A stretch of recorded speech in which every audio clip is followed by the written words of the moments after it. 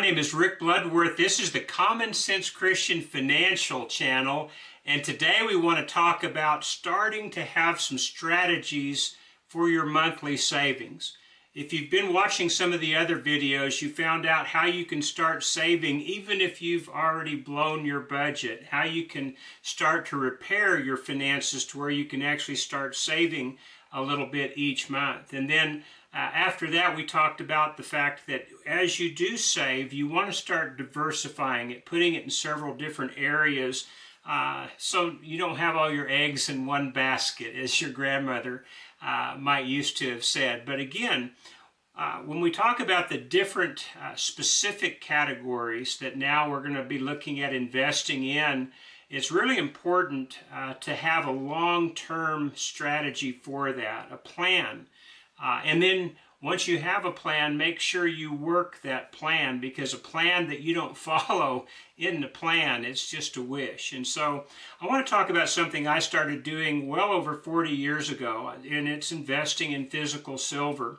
And again, I'm not suggesting for a moment that you take all of your savings or even a big portion of your savings that you're going to be setting aside each month. But what I am suggesting is this is one of the areas. And after having done this for now 44 years, I have found certain things that work and a number of things that don't work. I'm going to be talking about the things that have worked for me. They may not work in your situation, so not financial advice, but it is something to be considering if you're thinking about starting to invest in something like silver or other types of commodities or precious metals. And so I want to start by talking about just getting part of your monthly savings and putting it in specifically to silver. I started doing this back in 1981 before I even got married. The next year my wife and I were married, and I'd already sold what I had bought, but shortly after our marriage I started buying a little bit each month, a little bit at a time. And there were entire years where we were not able to do this because of the typical budgets that young people have. But as I got back to savings, there would be other months that I could save quite a bit more than the small percentage that I had set aside for it. So it kind of balances out through the years. But here's the strategy. Take a set amount per month and take that entire amount and put it into silver, physical silver. You may have a local coin shop where you can go down and visit with a dealer and get to know them, get to know how you buy silver, what the best types of silver to purchase are. You can also get online and look at companies like SD Bullion or JM Bullion. I like a place called Vermilion Enterprises in Tampa, Florida. I've dealt with them a number of times over the last few years. Brian Vermilion is the owner of that particular company, and he's always been very honest and very efficient with what he does. He has some of the lowest buy and sell premiums in the entire industry. I live closer to Amarillo, Texas, and there's been a man named Tom Stout that I have dealt with for the 30 years that we've been in Texas. Very honest man, and he's turned his business over to his son, Brett Stout, and I found them to be also pretty good on their premiums on the buy and the sell side, and also very honest. And you want to find somebody that's honest, that's going to treat you the same way each time that you transact, somebody that you can be confident in. One of my recommendations for you if you're just starting out is to stick to specific types of silver. Either silver bullion, which comes in generic rounds, or very popular generic round today is the Buffalo. It almost looks like an old Buffalo nickel. As a matter of fact, that's what the design is patterned after. But generic silver comes in thousands of different varieties. There's also something called sovereign silver rounds or silver coins. You can buy Canadian maple leafs or Austrian, Philharmonics. Britain has the Britannia. And each one of these have 1 ounce in them, and you can usually buy them, at least at this time, for about $2 over spot. Same with the generic rounds. And then if you're going to get something along the lines of a U.S. Eagle, you're probably going to be paying closer to $4 or $5 an ounce over spot. So you're not getting as much silver if you invest in that. But on the sell side, usually you get a little bit more from that. One of my favorite vehicles for silver investment has been 90% silver. That's silver that was made before 1965. So you're looking at something that has a date of 1964 or prior to that. Half dollars, quarters, and dimes, 1964 and before, are made up of 90% silver.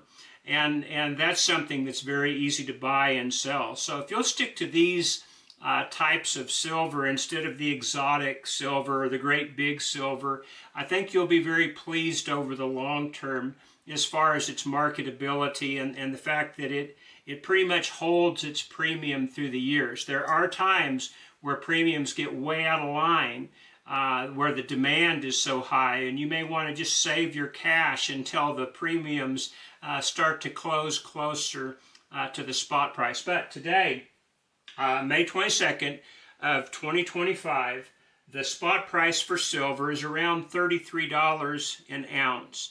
And you should be able to buy silver at about $35 an ounce, about $2 over spot, whether we're talking about generic rounds or sovereign coins that are not U.S. Eagles, or 90% silver. As a matter of fact, I think Vermilion, SD Bullion right now are selling their 90% silver at spot price. So you can kind of get it on sale right now. Now they're going to pay you less on the buy side when they buy it back, at least if they bought it back today. And so keep that in mind as well. But let's say that you have $175 to invest. I kind of looked at a $200 figure per month. That may be a little bit high for your budget, maybe a little bit low. But about $175 will buy you exactly at $35 an ounce, 5 silver rounds, or 5 silver sovereigns of 1 ounce each. And it will also buy you about $7 face of 90% silver. Again, those coins made in 1964 or before. And the way you figure out the cost for 90% silver is to multiply the spot price, which today is $33 an ounce, times 0.715. Each $1 face of 90% silver contains 0.715 ounces of silver. So if you have $10 face, you've got 7.15 ounces of silver. But if you multiply the spot price of 33, add a couple dollars for your premium, so you're at 35, and you multiply that by 0.715, today you're going to get an average buy cost per face value of 90% silver of about $25 per $1 face. So today you could buy 5 silver rounds, or about $7 face value of 90% silver for $175. Again, if you find a place that's got it on sale, that's not a bad thing. But if you're dealing with a legitimate dealer, they can only have a sale price that's a little bit off of spot. Otherwise, they can't keep their doors open. They can't make a reasonable profit. They can't even pay their rent and their utilities. So if you're getting something at half off or something like that, something that's too good to be true, it very likely is. Very likely you're buying something that may not actually be what they're representing it as being. So again, if you have a local coin dealer you trust, or you have a local coin dealer you can set up a business relationship with and learn to or make them earn your trust, then you've got somebody you can deal with. And again, there's some online dealers, JM Bullion, SD Bullion, Vermilion Enterprises, that are just outstanding, and they'll usually give you the price up front online. Vermilion, you'll probably have to call and get the price locked in, but the nice thing about them is they're typically below what some of these bigger national companies are going to be selling. So anyway, let's just say each month you start buying 5 rounds of silver, 1 ounce silver, or $7 face, or a combination of the two. after a year, you've got 60 ounces of silver, either in the form of 60 1-ounce rounds or $84 face of 90% silver. Now you've got an accumulation. It's small, that's true, but we all start off small. I started off just buying an ounce or two at a time right after my wife and I got married, but slowly through the years I was able to increase that. And as I bought each month, I was able to start having an accumulation that turned into a long-term savings. And so after a year, you've got 60 ounces of silver, either in 1-ounce rounds or $84 face at $33 an ounce plus your premium. And so you've got that now on hand. If you get a whole lot on hand, I would recommend that you find a safe place to store it. We've got a place in Amarillo called Stout Safe Storage that I've already mentioned, that they have a safe deposit box right there on their site. They're very well secured and very trustworthy. They've been in business a long time. You can probably find somebody like that close to where you live.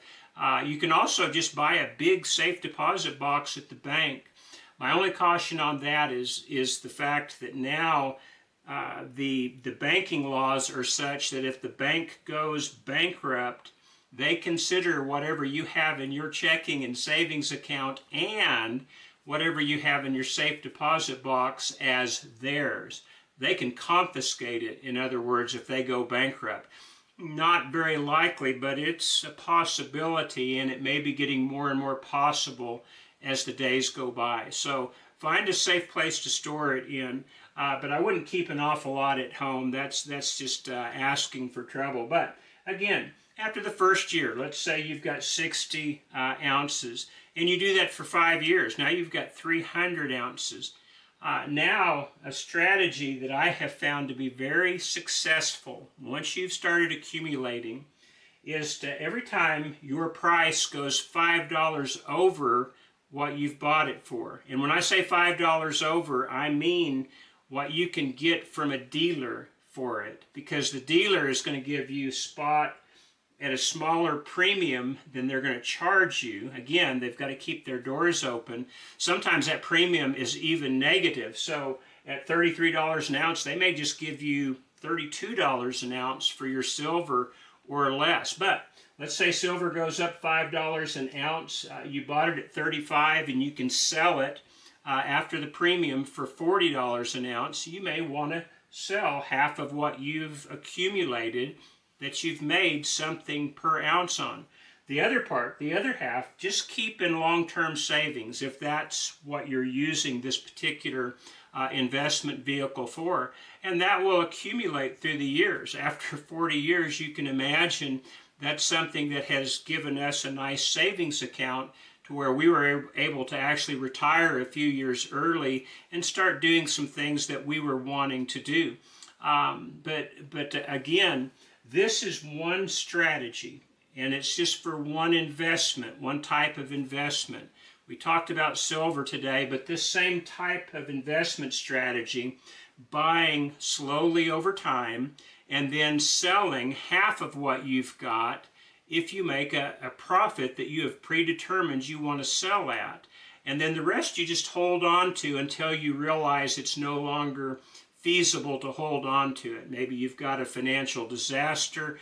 Maybe you're looking at something that's just not performing as you'd like. But over the years, you're going to find that this particular method, this monthly dollar cost averaging and then selling half of what you've got or what you've purchased and saving the rest, will really give you opportunities. Once you've sold it for a profit, just hang on to that cash, and when it goes down again, and most investment vehicles go up and down, you can buy it back closer to what you paid for it the first time or less than what you paid for it. And again, one other thing, it's really nice to do it this way because when your investment goes down, instead of panicking, you can actually buy more per month and you can accumulate more. And after all, that's what long-term savings are for, is to accumulate as much as you can in an investment that hopefully will go up through time, even though it has fluctuations, so that you can make a decent profit. and then maybe do some of the things you'd like to do. Well, that's the video for today. I hope it helps you. I hope we'll see you next week.